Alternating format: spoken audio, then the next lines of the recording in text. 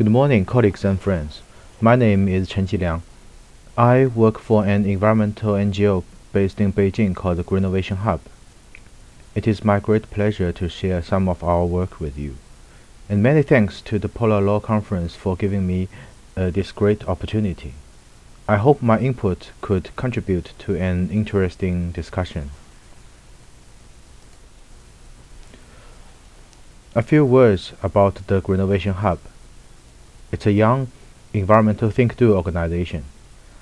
Think-do means we are not just a think tank.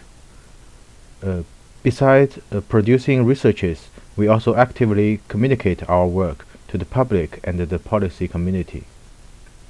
Our working area is basically China's global ecological footprint, which covers issues like climate change, overseas investment, global ocean governance, including Antarctica. Our campaign for MPAs in the Southern Ocean started in the year 2012. Before that, a momentum for MPAs in Camelot area has been built up in responding to the call from the World Summit for Sustainable Development in the year 2002. Many scientific work have been done, and in 2009, the first MPA was established. China joined Camelot after the beginning of the MPA discussion. And quickly, China had become a very important player in Camelot and a very reluctant player in the negotiation for MPAs. To earn China's support for MPAs in the Southern Ocean, there are a few challenges for us. The biggest problem is the misplace of the MPA issue. It is seen by the delegation as a political issue, but there is no ministers discussing that. It is probably because most of the ministers are not familiar with the Antarctic Treaty System and they consider the issue not important or relevant to them. So the decisions relating to Camelot are made in a small group of technical experts, and there is no law or official strategy to guide their work. And NGOs are not allowed in the national delegation. Antarctic governance is a remote issue to the public anyway. Even if protest is allowed, it will be very difficult to get enough people on the street to get the government's attention.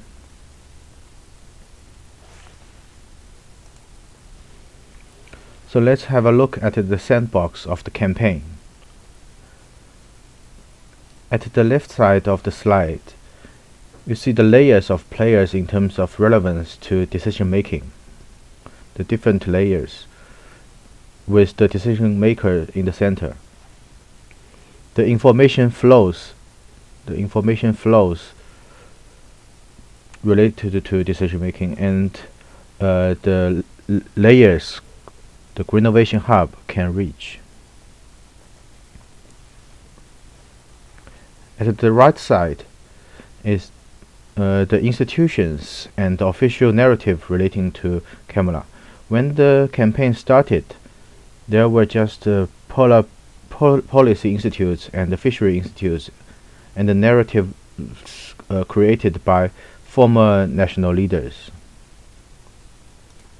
Along with the negotiation for MPAs, new institutes and the narratives became relevant.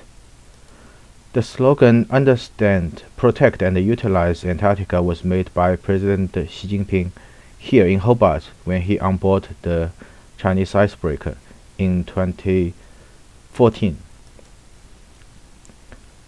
A newly established ministry for natural resources could also improve the internal coordination of polar policies.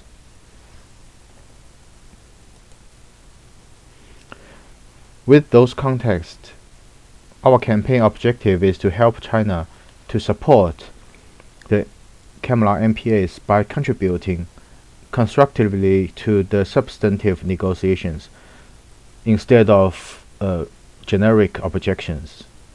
So our strategy is to build narrative, building capacity, and building strong NGO presence.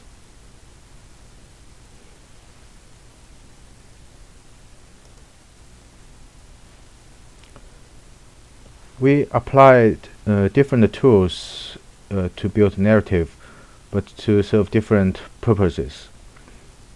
We use media and social media to make more knowledge available in the public domain, and we also produces independent research to connect the MPA issue to bigger political contexts, such as the narratives in the previous slide.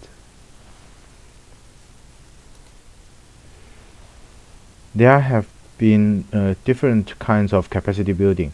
We used the science bulletin to keep a bigger group of experts we think who are relevant, keep them updated about the recent development of the science relating to MPA and the Southern Ocean. Our workshops are getting more and more focused on the technical issues that we think China needs support.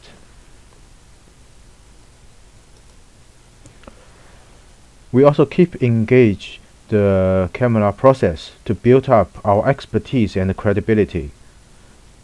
During the meetings, we serve as a bridge between the Chinese delegation and the international environmental NGOs.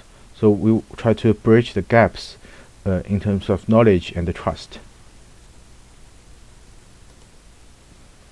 So if we frame our works into our strategies, we probably see something like this.